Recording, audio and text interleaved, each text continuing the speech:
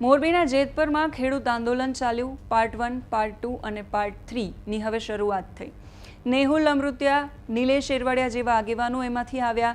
પછી એ સમય પછીની જે ઘટનાઓ બની એ આપ સૌ કોઈના ધ્યાનમાં છે। નિલેશ એરવાડિયા હકાબા ગઢવીનો જે વિવાદ સામે આવ્યો એ વિવાદ પછી નિલેશ એરવાડિયાને સ્ટેજ પરથી ઉતારવામાં આવ્યા અને એ પછી એમણે જાહેરાત કરી કે હું આગામી સમયમાં નવી સેનાની રચના કરીશ અને આંદોલનને નવેસરથી આગળ વધારીશું।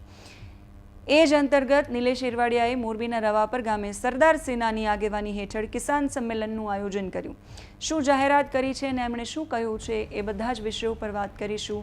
નમસ્કાર, આપની સાથે હું સેજલ।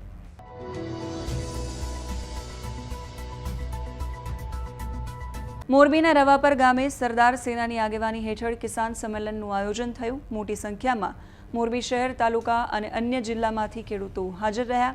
ખાસ કરીને સરદાર સેના દ્વારા આગામી સમયમાં ખેડૂતો, વંચિતો, પીડિતો, યુવાનો, મહિલાઓનું જે શોષણ થાય છે યેનકેન પ્રકારે એનો અવાજ બનીને સરકાર સામે લાલ આંખ કરીને સરદારગીરી સાથે લડત ચલાવવામાં આવશે એવો હુંકાર નિલેશ એરવાડિયાએ મંચ પરથી કર્યો છે। એમણે શું કહ્યું છે, એમનું આ પહેલું કિસાન સંમેલન મોરબીના રવાપરમાં કેપિટલ માર્કેટ પાસે હતું, એમાં એમનું શું કહેવું છે, આગામી સમયમાં એમની રણનીતિ શું છે, કેમ કે અત્યાર સુધી ખેડૂત સમિતિની સાથે એ જોડાયેલા હતા પણ હવે એમણે સરદાર સેનાની રચના કરી છે। એમની રણનીતિ આગામી સમયમાં એ જાહેર કરવાના છે અને નેહુલ અમૃત્યાથી અલગ એટલે ખેડૂત સમિતિ પોતાનું આંદોલન ચલાવશે। સરદાર સેના છે એ એમની અલગ રણનીતિ સાથે ચાલશે। તો ખેડૂત આંદોલનના તો બે ફાંટા પડી ગયા। જે ચર્ચાઓ અગાઉ થતી હતી કે જ્યારે કોઈ પણ આંદોલન ચાલુ થાય ત્યારે એના ભાગલા પડી અને પછી રાજ કરવામાં આવે છે પ્રકારની સ્થિતિ અત્યારે કંઈક જોવા મળી રહી છે। નિલેશભાઈ પટેલ સહિતના અન્ય જિલ્લાના આગેવાનો અને બાકી મોટી સંખ્યામાં ખેડૂતો અહીંયા હાજર હતા। ખેડૂતોના ખેતરની અંદર જે વીજપોલ ઊભા કરવામાં આવ્યા છે અને પૂરતું વળતર નથી આપવામાં આવતું। વિદ્યાર્થીઓની પરીક્ષા છે એ મહેનત કરીને પરીક્ષા આપે તો પેપર ફૂટી જાય છે, મહિલાઓ વિરોધ કરે તો લાઠીચાર્જ કરે છે, એટલે આ બધા જ વિષયોને સાંકળી લેવામાં આવ્યા છે અને તોય સરકાર એમનો અવાજ નથી સાંભળતી। એટલે હવે આંદોલન કરવામાં આવશે અને સરદારગીરીથી આંદોલન કરવામાં આવશે એવું કહેવામાં આવ્યું છે। એટલે આગામી સમયમાં એમની રણનીતિ અને એમને જે રણનીતિથી જે આંદોલન કરવાના છે એની કેટલી અસર થશે જોવાનું રહેશે। પણ એ શું કહી રહ્યા છે એ સાંભળીએ। કિસાન સંમેલન આજે જે કર્યું છે સરદાર સેનાનું, એ 18 વરણ છે, એમાં તમામ જ્ઞાતિ, જાતિ, ધર્મ, સંપ્રદાયના લોકો છે। આજે સમિતિ પણ બનાવી છે, આવનારા સમયમાં ડિક્લેર કરશું। એમાં તમામ જ્ઞાતિના લોકો છે, ખેડૂત મિત્રો છે, ખેડૂત ભાઈઓ છે, ખેડૂતના દીકરાઓ છે। કિસાન સેનાનું, સરદાર સેનાનું આયોજન એટલા માટે કરવામાં આવ્યું છે કે આ ગુજરાતની અંદર તાનાશાહી સરકાર છે અને ખેડૂતોને ક્યાંક ને ક્યાંક કચડી, દબાવી અને એનો અવાજ દબાવવા માગે છે। ખેડૂતોને વળતર આપ્યા વગર, કાંઈ પણ એક રૂપિયો ચૂકવા વગર સરકારી તંત્ર, કંપનીઓના હાથા બની અને ક્યાંક ને ક્યાંક ખેડૂતોને વંચિત કરી, દબાવી અને એની જમીન હડપ કરવાના સપનાઓ સેવી રહી છે। તો એની સામે આજે ગુજરાતમાંથી એક પણ એવું સંગઠન નથી જે સરકારની સામે લાલ આંખ કરી અને જવાબ આપી શકે, જે ખેડૂતોની ઢાલ બની શકે।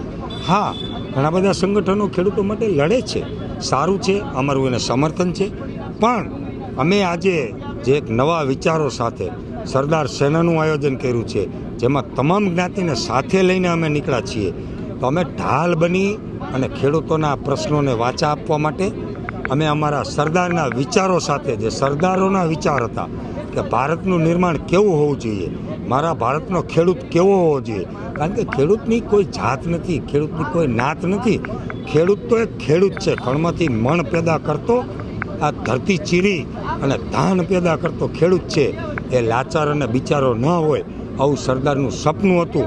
તો એની અમે ઢાલ બની અને સરકારી તંત્ર સામે જ્યાં લડવું પડશે, જેવી ભાષામાં લડવું પડશે અને સરકાર જે ભાષા વાપરશે એવી ભાષામાં જવાબ દેવા માટે અમે આ સેના બનાવી છે।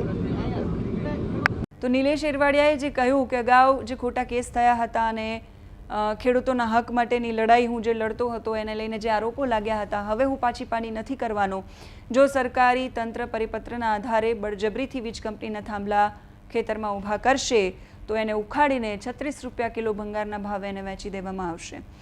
સરકારને એમણે ખુલ્લી ચીમકી આપી છે કે જ્યાં ખિલ્લો મારવો હોય તે મારી લે। અત્યાર સુધી ગાંધીગીરીના માર્ગે ચાલતું આંદોલન પણ જો દાદાગીરી કરીને ખેડૂતોના ખેતરમાં થાંભલા ઊભા કરાશે તો ખાનગી વીજ કંપની અને તંત્રને સરદારગીરીથી જવાબ આપવામાં આવશે. હવે જોવાનું એ રહેશે કે આ સરદારગીરી કેટલી અસરકારક છે, ખેડૂત સમિતિથી એ કેટલા અલગ પડે છે, કેટલાનું સમર્થન મળે છે અને એમના પર શું એક્શન લેવાય છે, એમની વાત સાંભળવામાં આવે છે કે નહીં. આ બધા જ વિષયો પર નજર રહેશે. અલગ જે ખેડૂત આંદોલનના જે બે ફાંટા પડ્યા છે એ અને નિલેશભાઈએ જે જાહેરાત કરી છે એના પર તમારું શું માનવું છે કમેન્ટ કરીને કહેજો. અત્યારે આ વિડીયોમાં બસ આટલું જ. નમસ્કાર.